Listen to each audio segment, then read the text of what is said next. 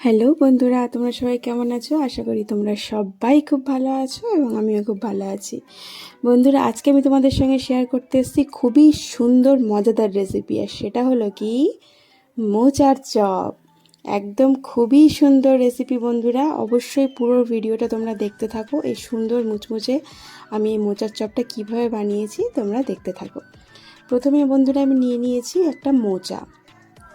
বন্ধুরা হঠাৎ করে দেখলাম যে অনেক দিন পর মোচা দেখতে পেয়েছি আর কি, সবজিওয়ালা এনেছে। তো ভাবলাম চলো আজকে মোচা নিয়ে তোমাদের সঙ্গে একটা রেসিপি শেয়ার করা যাক। তো দেখো মোচাটাকে আমি কিভাবে ছাড়িয়ে নিচ্ছি। মোচাটাকে এই যেভাবে আমি এটাকে আমি বেছে নেব, এইভাবেই তোমরা যারা এখনও মোচা বাছতে জানো না এইভাবে বেছে নিও।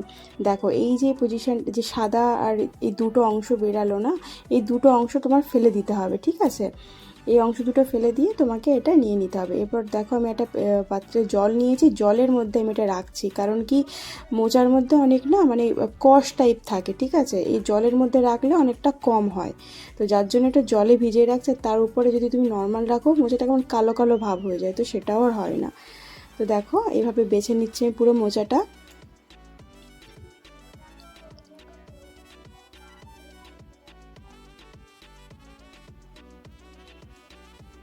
দেখো পুরো মোচাটা আমি খুব সুন্দর করে বেছে নিয়েছি। জলটার কালারটাও দেখো, তোমরা দেখে বুঝতেই পারছো কেমন চেঞ্জ হয়ে গেছে। ফের অন্য একটা পাত্রে আমি জল নিয়ে নিয়েছি, এর মধ্যে এরকম করে কুচি কুচি করে আমি মোচাটাকে কেটে নিচ্ছি। বন্ধুরা, মোচার চপ খেতে সত্যি দুর্দান্ত লাগে, আমার তো খুবই ভালো লাগে। মোচা আমার খুবই ফেভারিট একটা সবজি বলতে পারো, সবজির মধ্যে পড়ে। তো আমার মোচা খুবই ভালো লাগে। তো মোচা আমার যখনই হয় বন্ধুরা, আমার দিলটা একদম খুশ হয়ে যায়। তো দেখো খুব সুন্দর করে মোচাটাকে কুচিয়ে নিচ্ছি এইভাবে।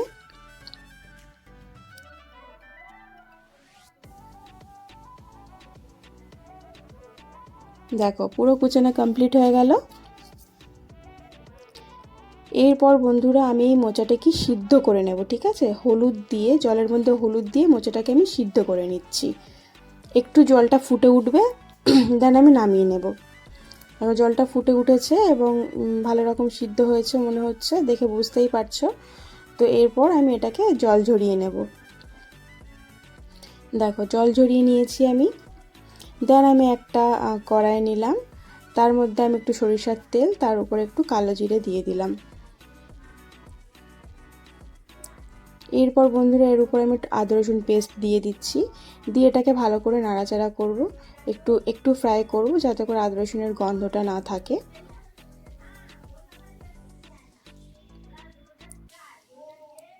দেখো এটা বেশ সুন্দর মতো একটু ফ্রাই হয়ে গেছে। এরপর আমি এর মধ্যে অ্যাড করব আমার মোচা। বন্ধুরা এটা আগে একটু পুর বানিয়ে নিতে হবে সুন্দর করে। তো আমি এর মধ্যে অ্যাড করেছি মোচা। দেন বন্ধুরা দেখো আমি আলু সিদ্ধ একটু মেখে রেখেছি, ওটা এর মধ্যে অ্যাড করছি।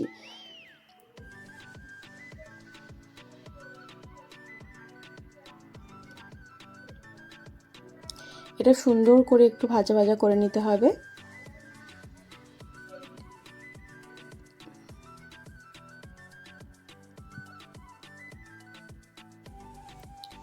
এরপর বন্ধুরা আমি এখানে কাঁচা লঙ্কা অ্যাড করছি। কাঁচা পাকা দুই রকম লঙ্কা আছে, তো যাই হোক তোমরা যে যেমন লঙ্কা খাও ঠিক তেমনই লঙ্কা অ্যাড করো। এরপর দিচ্ছি আমি পরিমাণ মতো নুন, একটু গুঁড়ো হলুদ, জিরে মরিচের গুঁড়ো। এটা সুন্দর করে এবার ভেজে নিতে হবে বন্ধুরা।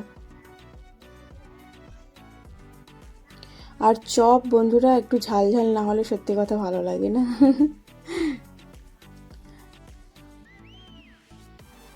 এরপর একটু দিয়ে দিচ্ছি আমি শাহি গরম মশলা। বন্ধুরা খুব সুন্দর ফ্লেভার আসছে, গন্ধটা খুব সুন্দর লাগছে।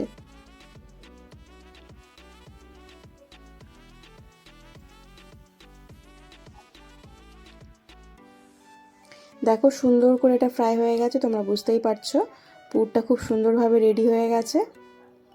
এরপর আমি একটা বোল নেব, বোলের মধ্যে দিয়ে দিচ্ছি আমি বেসন। এরপর আমি দিয়ে দিচ্ছি চালের গুঁড়ি, একটুখানি অ্যাড করছি আমি খাবার সোডা, দেন দিয়ে দিচ্ছি পরিমাণ মতো নুন এবং দিচ্ছি গুঁড়ো লঙ্কা, দিচ্ছি হলুদ গুঁড়ো, একটুখানি দেবো জিরে মরিচের গুঁড়ো। বন্ধুরা নুনটা একটু বুঝে শুনে দিও, কারণ ওখানে তোমার কি বলে মোচার মধ্যে তোমার নুনটা আছে, সেই পরিমাণে তুমি নুনটা অ্যাড করো। এরপর বন্ধুরা অল্প অল্প করে জল দিয়ে আমি ব্যাটারটা রেডি করে নিচ্ছি। একবার অনেকটা জল দেবো না, অনেকটা জল দিলে এটা অনেকটাই আর কি পাতলা হয়ে যেতে পারে। তো আমি এটা খুব বেশি পাতলাও করবো না আর খুব বেশি মোটাও করবো না। তো দেখো আমি কীভাবে ব্যাটারটা বানিয়ে নিচ্ছি। দেখো খুব সুন্দরভাবে ঠিক মানে যেরকম চাইছি ওরকমই ব্যাটার আমার রেডি হয়ে গেছে, খুব পাতলাও না খুব মোটাও না। এরপর বন্ধুরা পুরটাকে আমি রেডি করব, ঠিক শেপ করব যেরকম আমি চপটা শেপ করতে চাইছি। দেখো আমি কিভাবে করে নিচ্ছি। একটু করে বেসন লাগিয়ে এটাকে আমি বেশ পাতলা পাতলা টাইপ শেপ করে নিচ্ছি।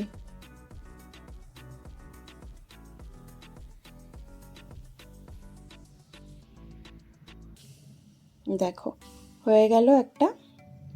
এইভাবেই বন্ধুরা আমি পুরো পুরটাকে রেডি করব।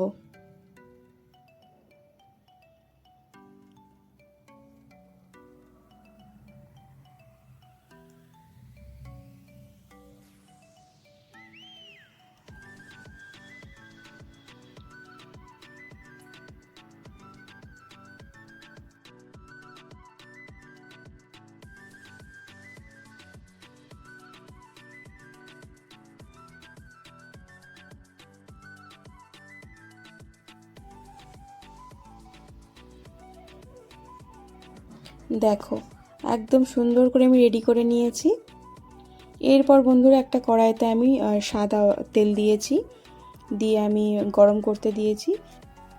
এরপর আমি ব্যাটারের মধ্যে আমার রেডি করা পুরটা এইভাবে সুন্দর করে মাখিয়ে লাগিয়ে নিচ্ছি। দেন আমি দেখো কিভাবে এটাকে আমি তেলের মধ্যে ছাড়ছি। দেখো ঠিক এইভাবে একটা একটা করে আমি তেলের মধ্যে ছাড়বো।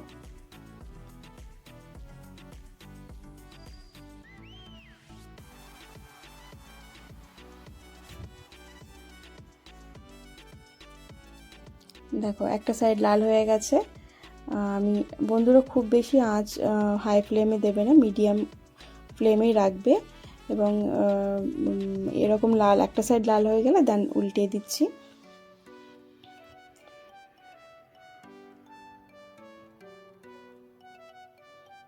দেখো একদম রেডি হয়ে গেছে, দেখে তোমরা বুঝতেই পারছো খুবই সুন্দর হয়েছে। এরপর আমি একটা টিস্যুর উপর এটা রাখছি যাতে করে এক্সট্রা অয়েলটা অবজার্ভ করে নেয়। এরপর আমি আরগুলোও দিয়ে দিতে থাকবো একটা একটা করে।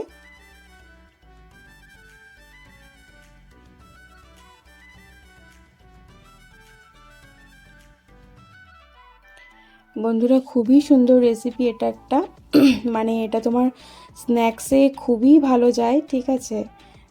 তো এরকম একদম ঝট করে খুবই অল্প সময়ে বানিয়ে নিতেই পারো। অবশ্যই তোমরা এরকম স্ন্যাক্সে বানিয়ে খেও। আমার তো মনে হয় দোকানের এইসব চপ খাওয়ার থেকে বাড়ি বানিয়ে খাওয়া অনেক ভালো, কারণ দোকানের মধ্যে অনেক মানে কি বলবো অনেক দিনের বাসি অয়েল वगैरह এটা সেটা দিয়ে বানায়, তাতে করে এমনিতেই পেট খারাপ হয়ে যায়। তো আমার মতে ঘরে এরকম সুন্দর করে তোমরা বানিয়ে খেও এবং সবাইকে খাইও, খুবই ভালো লাগবে।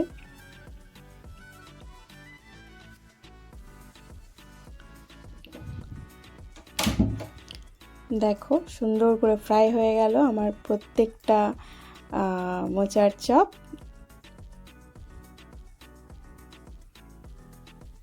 একদম ডান হয়ে গেছে বন্ধুরা। তো ভিডিওটা তোমাদের কেমন লেগেছে অবশ্যই আমাকে একটা কমেন্টে জানিও। ভালো লাগলে অবশ্যই একটা লাইক কমেন্ট শেয়ার করে দিও। এবং যারা এখনও পর্যন্ত আমার চ্যানেলটিকে সাবস্ক্রাইব করোনি চ্যানেলটিকে সাবস্ক্রাইব করে দিও। এবং ফেসবুক পেজ থেকে যারা দেখছো অবশ্যই আমার পেজটিকে ফলো করে নিও। তো চলো এতক্ষণ আমার সঙ্গে থাকার জন্য সবাইকে অনেক অনেক ধন্যবাদ। দেখা হচ্ছে আবার নেক্সট অন্য কোনো রেসিপিতে। চলো টাটা।